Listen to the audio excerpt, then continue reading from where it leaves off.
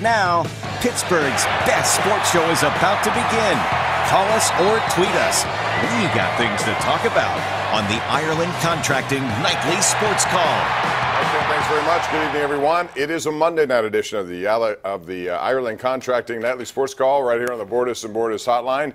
Bob Pompeani, Gene Collier with you tonight. Call us at that number you see, 412-575-2600. You can also tweet us at KDPomp, at Gene Collier. We'll begin with the news of the night, and that is the Penguins lose after going up on Buffalo 4-1. They end up losing in overtime 5-4. The Sabres got the last 4 goals of the game, and quite frankly, they dominated after the Penguins took that 3-goal lead. They were the better team up and down the ice, winning puck battles. The Penguins were extremely sloppy once again in their own defensive zone at the blue line, and really making it relatively easy for the Buffalo Sabres to get high percentage shots. Gene Collier, outstanding columnist of the Pittsburgh Post-Gazette, is here. At this point, they are 7-8-4, and when you translate that, it means 7 wins, 12 losses in 19 games. So they've made a trade. Jim Rutherford's not happy. What happens next? I don't know. I mean, I've seen a lot of Penguins-Sabres games over the years in which it looks like that the Penguins and Sabres are operating at different speeds. And it did again tonight, but it was the Penguins who were the slower team. They were standing straight up a lot, floating around out there. Derek Brassard is the best player on the ice for the Penguins. I don't think that's a good situation. They're outshot in the third period 18-9. In the overtime, you know, it just looked like they weren't there at all.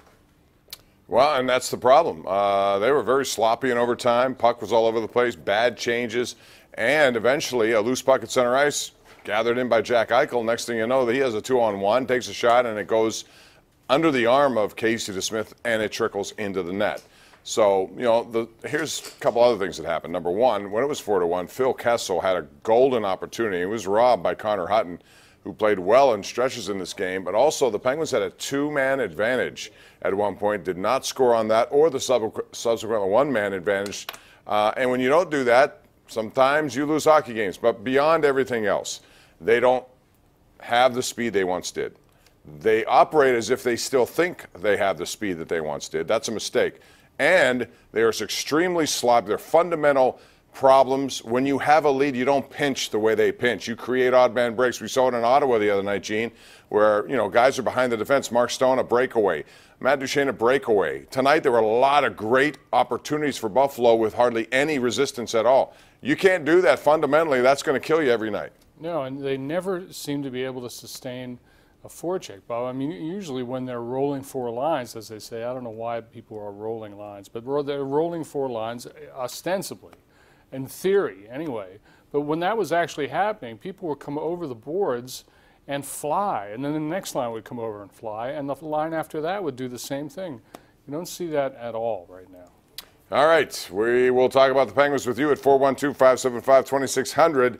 We'll also get into what we saw yesterday down in Jacksonville and Ben Roethlisberger heroics. He was really not very good in the first 3 quarters, but then one thing about him, he still has that ability to turn it on in big ways, and it was a 78-yard play that was more playground than anything else, created the opportunity for Antonio Brown, and then some big plays down the stretch. And I thought some of his best throws were in those moments.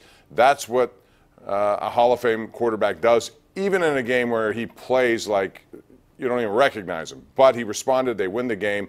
Gene, I want to ask you before we go to break, how big is that game considering, you know, had they lost, we would talk a lot about the fact that they don't play big against teams they should beat. We'll be talking about James Conner drops 2 passes. There are a lot of headlines you could have put in this one if they had lost, but they didn't lose.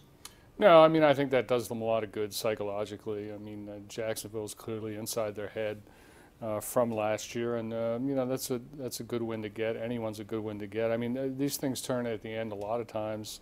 The Steelers win at Cincinnati on a similar flash of heroics. If they don't win that one, you know, everything's different. It's Super Bowl or not Super Bowl, Bob, but right now it's Super Bowl. And next up, it'll be the Denver Broncos, another game on the road. This is going to be an interesting one just because Denver is better than their record has shown. So we'll talk about that with you. Call us 412-575-2600. That is the best way to get on the air on this program. We'll take your calls until 11 o'clock, and we open up those phone lines right now on Pittsburgh CW.